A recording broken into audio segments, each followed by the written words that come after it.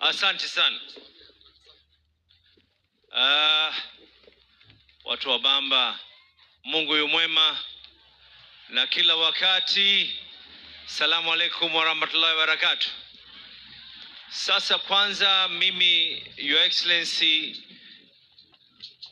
baada ya kuweza kuweka itifaki zote kwako, viongozi wa kanisa na kijana ambaye kwamba kitovu chake kimezikwa hapa hapa Bamba, lakini akili ikaweza kufika katika Kenya nzima na sasa hivi sauti nasikika dunia nzima. Ndugu Fikirini Jacob, kukupatia kongole, na leo hii watu wote walioko hapa. Nilipokuwa katika msafara tunakuja hapa, nikakwambia kitu rais, na naona ya kuwa nisipolisema hili jambo mbele ya hadhara itakuwa si sawa.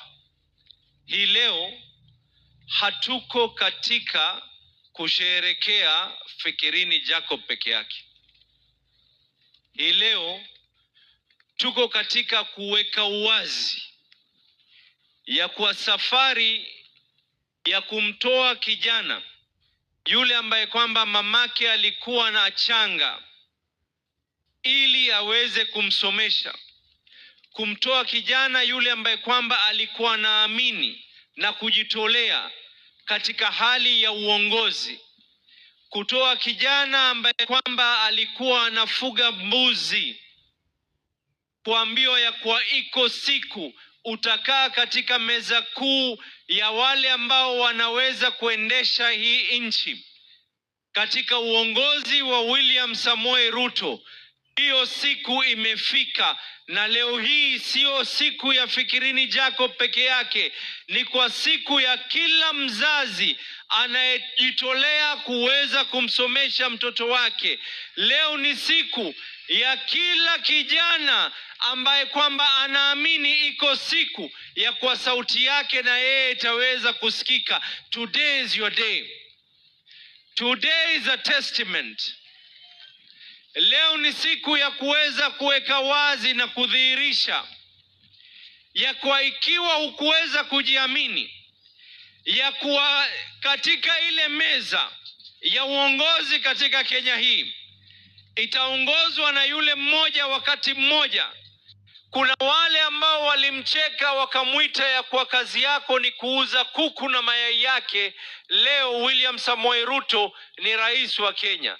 Wale ambao kwamba huyu Fikirini alipokuwa anatumwa kuuza mbuzi ili aweze kujisomesha, kuna wale walijaribu kumhadaa katika ujana wake na ikawa anaregea katika kanisa watu waweze kumjengea na kuweza kumchangia. Leo ni siku ya kila mmoja kuamini ya kuwa hii ndio nchi ambayo kwamba tunataka katika Kenya hii. Today is a testament. Leo ni siku kwa kila kijana anayejiangalia katika mtandao aamini wazi ya kuwa dini yako, kabila yako, pale ulipotoka, haijalishi, ikiwa tutaweza kuamini Kenya belongs to all of us. Hii Kenya ni ya kila mmoja. And we ask ourselves, sisi tuko ambao kwamba tuko katika broad based. Head Raila Amolo Odinga, mambo angelikuwa ni vengine, probably Fikirini Jacobs would have either been a PS or a cabinet secretary in this government. Lakini the dream of Raila Amolo Odinga went na iko ndani ya broad based under William Samoei Ruto. The dream that kuna kijana ambaye kwamba aliweza kuchukuliwa kutoka Bamba kwa sababu Raila aliona in him there are qualities of a leader. Kisha kabla kufariki akamkabidhi William Samoei Ruto, and William Samoei Ruto said, I will take over where you saw this young man.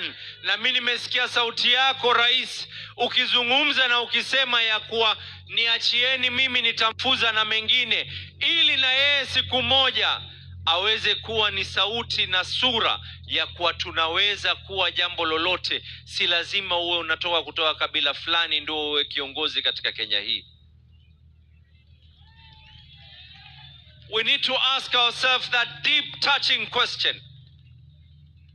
The deep touching question. That one, is it a crime? Je, ni dhambi William Samoei Ruto kuweza kumchukua kijana ambaye kwamba anatoka Bamba, kijana ambaye kwamba mama alikuwa yuko tayari kuvaa nguo zilopasuka lakini mtoto wake aweze kusoma? Was that the crime that William Samoei Ruto committed? So that nyinyi ambao kwamba muko katika mrengo mwingine munasema ya kuwa haiwezi kufaa, na sisi tunawaambia katika lugha ya ile Fikirini alosema ya kwa tuliingia katika dirisha na sasa tutaingia katika mlango. Hatuingii katika mlango, tutafungua na milango mengine ili hii serikali iwe ni kubwa na serikali ambayo kwamba kila mmoja ataweza kusikika. Mimi lile kubwa lilomleta William Samoei Ruto katika pwani, kubwa zaidi, tumezunguka kuangalia mambo ya, and I've traveled with you, Your Excellency, nimezunguka na wewe pwani nzima. Sijui mambo ya electrification, mambo ya barabara, mambo ya nini, lakini kuna jambo moja ambaye hata yule ambaye kwamba losimama hapa amelizungumza, jambo la ardhi.